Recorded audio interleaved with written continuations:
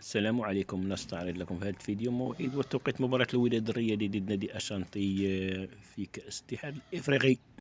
الوداد أشانتي كوتوكو، مباراة كأس الاتحاد الإفريقي الجولة التأهيلية الثانية. المباراة الذهاب تجرى مساء اليوم الأحد 19 من أكتوبر 2025 وتنطلق في تمام الساعة 4 بالتوقيت المغرب، تونس الجزائر، السادسة بتوقيت مصر والسعودية.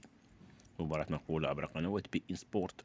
بالنسبة لمباراة الإياب كأس الاتحاد الإفريقي الوداد نادي أشانتي كوتوكو، مباراة تجرى مركب محمد الخامس الجمعة 24 من أكتوبر 2025 وتنطلق في تمام الساعة 8 توقيت المغرب، تونس الجزائر، 10 بتوقيت مصر والسعودية. مباراة الإياب منقولة على قناة رياضية المغربية الأرضية وعلى قنوات بي إن سبورت. الوداد أشانتي كوتوكو في كأس الاتحاد الإفريقي الدور التمهيدي الثاني.